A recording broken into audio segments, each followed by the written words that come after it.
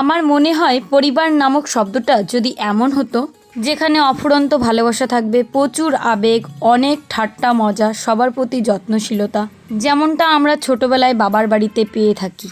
কিন্তু কিছু কিছু মেয়ের কপাল এমন খারাপ হয়ে থাকে, সে চাইলেও সেই জিনিসটাকে আর ফিরে পায় না। একটা কথাই আছে না, ভগবান ঠিক করে রেখেছেন। হয়তো সব মেয়েরা এতটা ভাগ্যবতী হয় না, যেখানে স্বয়ং ভগবানই পৃথিবীতে নিজের অস্তিত্বটাকে সুন্দর করে বাঁচতে পারেনি। কৃষ্ণ ওই জন্মে রাধাকে পায়নি। অযোধ্যার রাজকুমার রাম দশরথের পুত্র হয়েও বনবাসে কাটিয়েছেন। আর আমরা তো কোথাকার মানুষ।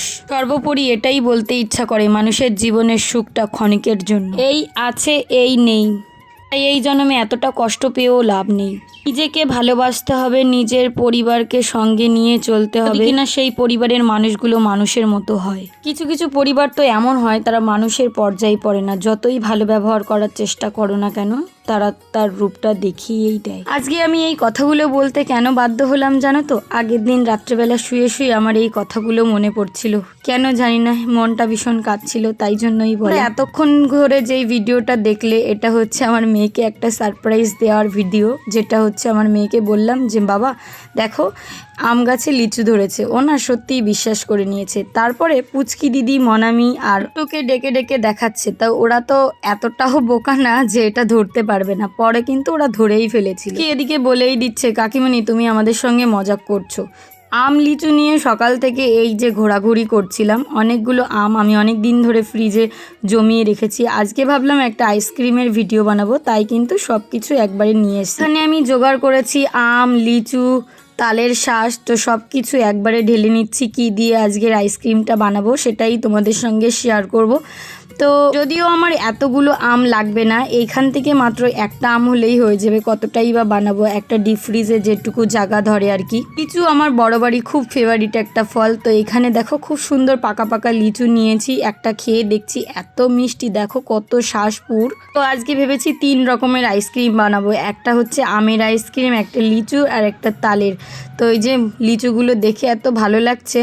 আর তালটা কিনেছিলাম, এই তালটার বোঝাটা 50 টাকা এখানে ছিল। অনেকগুলো তাল, দুটো খেয়ে নিয়েছি। এতটা ভারী, এটা তুলতে গিয়ে আমার হাতেও মচকা খেয়ে গিয়েছি জানো তো। শ্বাস কেনার পরে কিন্তু সঙ্গে সঙ্গেই খেয়ে নিতে হয়, নালে কিন্তু বুড়ো হয়ে যায়। এই তালগুলোর অবস্থা সেটাই হয়েছিল। তো এই যে আম, লিচু আর তালগুলোকে নিয়ে এখন মানে বসবো কাটতে। তাল কিন্তু সবাই কাটতে পারে না, ভীষণ একটা হ্যাপার ব্যাপার। তবুও দেখো জোর খাটিয়ে খাটিয়ে পারছি না। আমার দ্বারা কি এগুলো সম্ভব হয়? তবুও চেষ্টা করছি যে একটু কাটি। শেষমেশ আমি 2টো তালকে কেটে নিয়েছি। এই দেখো 2টো তাল, এই 2টো তাল দিয়ে ভেবেছি বানাবো। একটা তাল দিয়ে বানাবো আর একটা এমনি খাবো। তো আমার দ্বারা দাও দিয়ে কাটা সম্ভব হচ্ছিল না, তাই আমি বটি নিয়েই বসে পড়লাম। এই বটিটাই এত ধার, তো ওইটা দিয়ে একটা কেটেছি, একটা এখন এইটা দিয়ে কাটছি।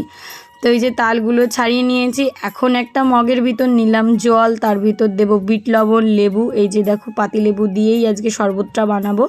তো ওই জন্য ওই জলটার ভিতর লেবু কচলে দিচ্ছি। আর সঙ্গে দেবো বিট নুন। তো বিট নুনটা দিলে বেশ ফ্লেভারটা ভালো হবে। সঙ্গে দেবো চিনি। এইভাবে দিয়ে ভালো করে গুলে রাখবো। আর যে ফলটা রেখেছি ওই ফলগুলোকে কাটতে হবে। প্রথমে তালগুলোকে ভালো করে ছাড়িয়ে নেব, কারণ তালের খোসাটা না একটু শক্ত হয়ে গেছে। আর এই কাজগুলো করতে খুবই বিরক্তিকর লাগে। খেতে যতটা ভালো লাগে, এইগুলো বেছে খেতে খুবই খারাপ লাগে। আর এইগুলো যদি এমনি খাওয়া হয় তাহলে কিন্তু পেটে ব্যথা করবে। তো এই যে লিচুগুলোকেও ছাড়িয়ে নিচ্ছি। বেশি বানাবো না, যেহেতু বললাম ছোট ছোট মোল্ড আছে আমার কাছে। আর কিছু কফির কাপ নিয়ে নেব। আর এখানে দেখো আমটাকেও কেটে নিচ্ছি। একটা আমই লাগবে, বেশি লাগবে না।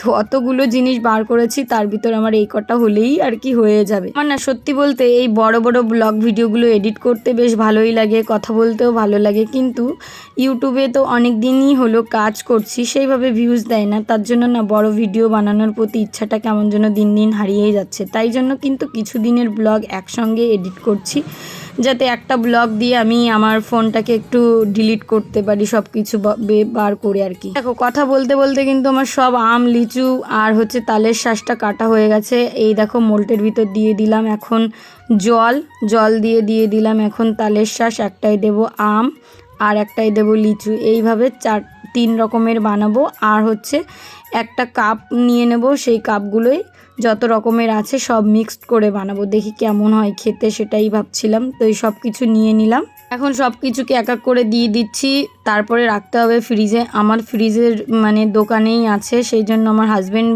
শুনেছি দোকানটা বন্ধ করে দিয়েছে। আর এটার ভিতর কি করব, এখন এই যে লেম্বু গাছের কাঠিগুলো ভালো করে কেটে ধুয়ে নিয়েছি যাতে একটা কাঠির মতো হয়। আমার কাছে তো এমনি কাঠি নেই, তাই লেম্বু গাছের কাঠি দিয়েই করতে হলো। তো চলো এগুলোকে এখন দোকানে নিয়ে যাই, দোকানটা যদিও বন্ধ করে দিয়েছে, আমারই খুলতে হবে, খুলে সেটাকে রাখতে হবে। তো চলো এটাকে রেখে আসি। তো এই যে দেখো দোকানটার শাটার কিন্তু বন্ধ করে দিয়েছিল, দোকানটা খুললাম, খোলার পর এখন ডিপ ফ্রিজে রেখে দিচ্ছি। মিনিমাম এখান তো একদিন তো লাগবেই, একদিন পরে তোমাদের সঙ্গে শেয়ার করব। আর আমি একটু ভোল্টেজটা বাড়িয়ে দিলাম যাতে ঠান্ডাটা বেশি হয়। হচ্ছে একটা বৃদ্ধ মহিলা আমার বাড়ি এসছে, আজকে ছিল সোমবার, আমরা তো সোমবারের দিন নিরামিষ খাই। তো উনি আমাকে বলছে আমাকে কটা ভাত দে না, আমার খুব খিদে পেয়েছে। আমি বলছি আমি কিন্তু আজকে ভালো কিছু রান্না করিনি। এর আগে পরেও কিন্তু উনি আমার বাড়িতে খেয়েছেন, তাই জন্য ওনার না মন মতো না হলে ওনারও ভালো লাগে না। তাই আমি ওনাকে আগে থেকেই বলছিলাম যে তাহলে তোমাকে টাকা দিয়ে দিই, এইগুলো তো তোমার পছন্দও হবে না।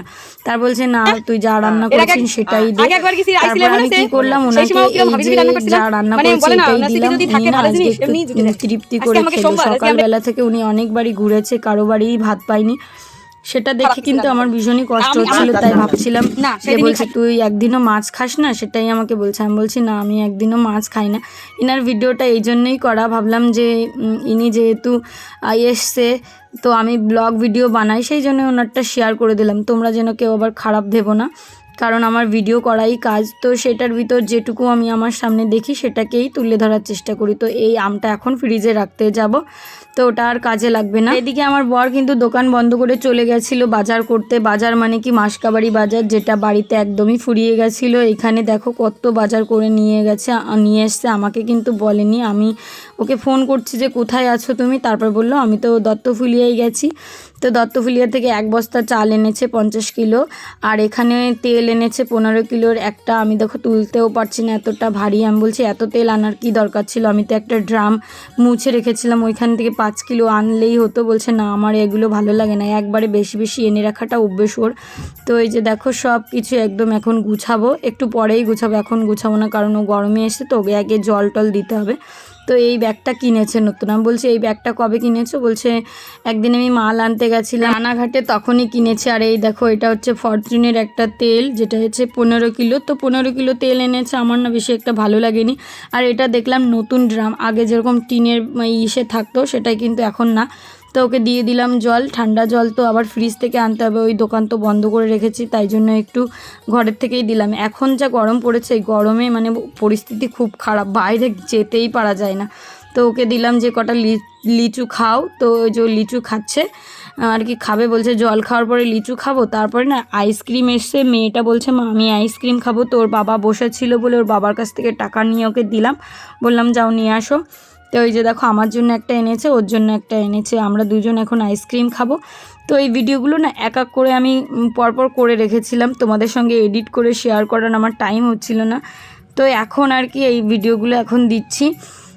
এই ভিডিওটা যখন করছিলাম তখন কিন্তু আমার 100K সাবস্ক্রাইবার হয়েছিল না, তো আজকেই হচ্ছে। আমি কিন্তু তখন মিটিংয়ে বসেছিলাম, মানে আমি সমিতির মিটিংয়ের হেড বলতে পারো, ওই জন্য সব চাপ কিন্তু আমার উপর। তো ওইটা দেখতে গিয়ে আমি এই যে এত সুন্দর একটা জিনিস দেখতে পারলাম না, তাই জন্য মিস করে গেছিলাম। ওই জন্য আমার হাজব্যান্ড কিন্তু ওই সুন্দর একটা মুহূর্তটাকে তুলে ধরেছে আমাকে দেখানোর জন্য যে পরপর কিভাবে হয়ে যাচ্ছে। আর এদিকে দেখো একটা কাঁঠাল এনেছিলাম বড়দিদের বাড়ি থেকে, ওই রেমাল ঝড়ে পড়েছিল তখন আর কি। এই কাঁঠালটা কাঁচা ছিল ইঁচড় খাওয়ার জন্য, কিন্তু আমি ইঁচড় না খেতে পারিনি।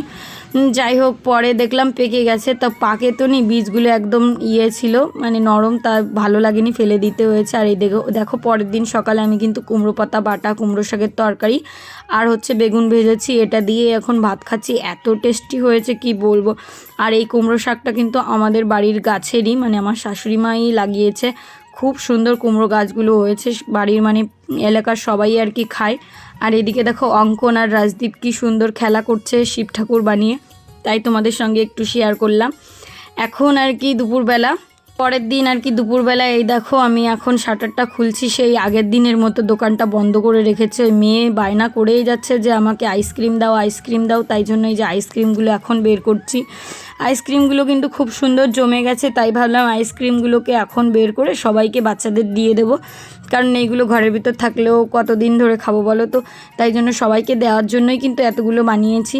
তো মেয়েটা তো পাগল হয়ে যাচ্ছে, আমি বলছি বাবা একটুখানি ভিডিও করি, কারণ সবাইকে তো দেখাবো বলেই তো ভিডিওটা করলাম, আর তোমার জন্যই তো বানিয়েছি। তো দেখো একটা তুলে প্রথমেই অঙ্কনকে দিয়ে দিলাম। তো অঙ্কন ভাবছে নেবো কি না, আমি ওকে ডেকে নিয়ে এসেছি ওদের বাড়ি থেকে। তো বাচ্চা কাচ্চাদের যদি কিছু বানাই এইভাবে দিতে কিন্তু আমার বেশ ভালোই লাগে। তো এই যে সিঞ্জিনিকে দিয়েছি, এটা হচ্ছে ম্যাঙ্গো আইসক্রিম। তো ও দেখে বলছে আম তো আমি ভালো খাই না, আমি বলছি তুমি খেয়ে নাও বাবা, ভালোই লাগবে। তা বলছে আমি দুটো নেব, এটাও নেব ওইটাও নেব, তার জন্য ওকে দুটোই দিয়ে দিলাম। তো এখন নিয়ে পালাচ্ছে, আমি বলছি দুটো খাস না, ঠান্ডা গরম লেগে যাবে, এই গরমে শুনলো না। তারপরে দেখো কিভাবে চেটে চেটে খাচ্ছে, ওর তো ভীষণ ভালো লেগেছে, আমিও খেয়েছি দুটো, খুবই টেস্টি হয়েছিল। তো তালের ফ্লেভারটা না দুদিন পরে হলে বেশি একটা ভালো লাগে না। তো পরের দিন সকালে দেখো আমি রান্না করছি বাটা মাছ দিয়ে সর্ষে বাটা দিয়ে ঝোল, এটাও তোমাদের সঙ্গে শেয়ার করে দেবো। তো এই যে দেখো বাটা মাছটা সুন্দর করে কেটে দিয়েছিল ওই কাকুটা, তার ভিতর দিয়ে দিলাম হলুদ নুন, আর ভালো করে এটাকে ভালো করে ঝাঁকিয়ে মেখে নিচ্ছি। তারপরে এটাকে কালো একটা কড়াই, কুচকুচে কালো, যেটা হচ্ছে আমার লোহার কড়াই, তোমরা খারাপ ভেবো না, কারণ এই কড়াইগুলো এরকমই হয়, আর যতই কালো হবে ততই কিন্তু এর রান্নাটা ভালো হয়। লোহার কড়াইতে এমনিই রান্না করে খাওয়া খুবই উপকার। যেহেতু আমার মাটির উনুন, তো আমি এই কড়াইটা কিনেছিলাম 400 টাকা দিয়ে। তো এখন কিন্তু ভীষণই তেল তেলে হয়ে গেছে, এত সুন্দর কালার হয় রান্নাটার। তো এই যে দেখো মাছগুলো আমি ভাজছি। তো এটা হচ্ছে ভালো বড় সাইজেরই বাটা মাছ, যে বাটা মাছগুলোর পেট ভর্তি একদম ডিমে ভরা। তো যাই হোক বাটা মাছগুলো চলো আমি সুন্দর করে ভেজে নিই। আমি আজকে কিন্তু তোমাদের সঙ্গে এই বাটা মাছের রেসিপিটা শেয়ার করব। এই রেসিপিটা তোমরা বাড়িতে করে খেও, এত ভালো লাগবে। অনেক দিন পরে বাটা মাছ পেলাম, আর সাইজটাও খুব ভালো ছিল জন্য তাই জন্যই নিলাম। আমি কিন্তু আগের দিন তেলাপোয়া মাছ কিনেছিলাম অনেকটা, মানে আজকেই কিনেছিলাম। তো তেলাপোয়া মাছগুলো বেশি একটা রান্না করলাম না, ওইটা রেখে দিলাম ফ্রিজে। আর দেখো সর্ষেটাকে এরকম একটা স্ট্রেনারের ভিতর নিয়ে ধুয়ে নিলাম। এখন কাঁচা লঙ্কা বাটবো আগে, তারপরে হচ্ছে সর্ষেটা যেহেতু ছেঁকবো তাই জন্য একটু পরেই বাটবো। তো দেখো সর্ষেটা কিন্তু আমার সুন্দর করে ধোয়া হয়ে গেছে, সেটা ধুয়ে নিয়ে তার ভিতর দুটো লঙ্কা আর হচ্ছে নুন দিয়ে ভালো করে বেটে নেবো, তাহলে ঝাঁঝটা খুব ভালো হবে, একদম তিতো হবে না। আর মাছটা আমার ভাজা হয়ে গেছে, সেই তেলের ভিতর দিয়ে দিলাম 3-4 গ্লাস জল। তো এই জলটাকে ভালো করে ফোটাতে হবে, তার ভিতর দিয়ে দিলাম লঙ্কা, দিয়ে দেবো হলুদ। তো হলুদ নুন দিয়ে এখন ভালো করে ফুটাবো। আর আজকে আমি কিন্তু এই মাছের ঝোলে আমি একটু ধনেপাতা দেবো, ধনেপাতা দিলে বেশ ফ্লেভারটা খুব সুন্দর আসে। আর এই দেখো আমার সর্ষেটা বাটা হয়ে গেছে, এখন সর্ষেটাকে ছেঁকবো। তার আগে দেখো মাছটা আমি ঢেলে দিলাম।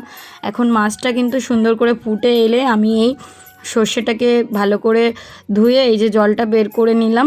এখন এই ঝোলটা আর কি দিয়ে দেবো, সর্ষের ঝোলটা দিয়ে দেবো মাছের ভিতর। তো এইভাবে করে বাড়িতে একদিন তোমরা খেয়ে দেখো, খুব ভালো লাগবে খেতে। এটাকে আরও 5 মিনিট ফোটাবো, ফোটানোর পরে একটুখানি ঝোল কমে এলে তারপরে নামিয়ে দিয়ে দেবো কড়াইতে তেল, তেজপাতা, জিরে, শুকনো লঙ্কাও চাইলে দিতে পারো, কিন্তু আমার হাতের কাছে পেলাম না তাই দিলাম না। তো এখন দিয়ে দিচ্ছি সর্ষে বাটার ঝোলটা, মানে বাটা মাছ দিয়ে সর্ষের ঝোলটা দিয়ে দিলাম ধনেপাতা। এখন তোমাদের ফাইনাল লুকটা দেখাচ্ছি, এই দেখো কতটা সুন্দর হয়েছে দেখতে, এত গ্রেভি হয়েছে কি বলবো। যেহেতু সর্ষেটাকে ছেঁকে দিয়েছি একদমই পেটের সমস্যা হবে না। আর এই গরমে সর্ষে খেলে তো সত্যি মানে শরীরটা পেট খারাপ হওয়ার ভয় থাকে, তো আমি ছেঁকে দিয়েছে জন্য কোনো সমস্যা নেই। তো আমার হাজব্যান্ডকে দিয়ে দিলাম। আর আজকে সকালবেলা খুব একটা বেশি মেনু রান্না করিনি, ওই ভেন্ডি ভাজা আর সঙ্গে হচ্ছে সর্ষে বাটা দিয়ে ঝোল, বাটা সর্ষে দিয়ে ঝোল, আর একটা তেলাপোয়া মাছ বেশি দিয়েছি, কারণ 3 জন মানুষ তো 6 পিস লাগবে। তো মেয়েটাকে এমনি মাছটা দিলাম, কারণ ওই মাছটা তো কাটা প্রচুর। আর এই দেখো আমার বর কিন্তু আজকে খুব সুন্দর প্লেট পরিষ্কার করে খাচ্ছে, ওর এত ভালো লেগেছে। আর আজকে ভাতটা রান্না করতে গিয়ে একটা ঝামেলা হয়ে গেছে, ভাতটা খুবই নরম হয়ে গেছে, তার জন্য একটু বিরক্তিই লাগছিল যে এত সুন্দর রান্নার সঙ্গে ভাতগুলো যদি ঝরঝরে না হয়। আর এদিকে দেখো আমরা বসেছিলাম অনেকক্ষণ আমাদের বাগানের ভিতর, দেখি এই দেখো কি সুন্দর শঙ্খ লেগেছে। সাপগুলো কিন্তু অনেকটা বড় ছিল, তাই জন্য মানে আমি ওইখানে গেছি বলে আমার মেয়ে কিন্তু চেঁচাচ্ছে, মা তুমি ওখানে যেও না যেও না। এটা যদি বিষধর সাপ হতো তাহলে এখানে বসে কি এই ভিডিওটা করতে পারতাম? বাবা গো, ভয়তে আমি মরে যাব। তো যাই হোক, দেখো কি সুন্দর শঙ্খটা লাগছে আর বিড়ালটা কি সুন্দর করে দেখছে, এটাই দেখছিলাম।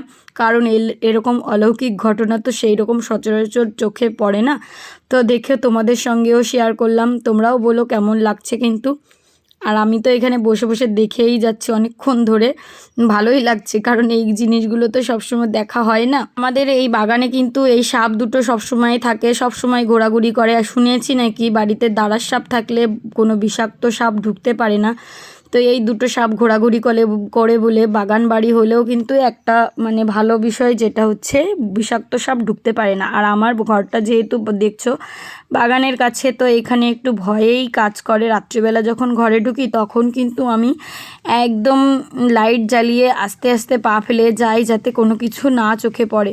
তো অনেকটা টাইম দেখলাম, দেখে টেকে ভয়ও লাগছিল, কিন্তু কিছু করার নেই। মেয়েও চেঁচাচ্ছে, ওর বাবাও বলছে যে তুমি সরে যাও, কিন্তু সরে যাও, কিন্তু কে কার কথা শোনে, আমি তো দেখেই যাব। আর আমার ছোটোবেলা থেকে একটা আলাদাই সাহস আছে। আমাদের আর একটা গল্প বলি, আমাদের বাড়ির পাশে একটা বাড়ি জানো তো, 2 হাঁড়ি গক্ষ সাপের বাচ্চা হয়েছিল, মানে একটা ঘরের ভিতর বাসা বেঁধেছিল সেইখানে না, সেই সাপগুলোকে সবাই মিলে মেরেছিল। একটা হচ্ছে জাত সাপ বড় থাকে, তার মাও থাকে, মানে দুটো সাপ তারা, আর দুটো মেয়ে সাপ আর একটা হচ্ছে ছেলে সাপ, মানে এরকম 2 হাঁড়ি সাপের বাচ্চা করেছিল।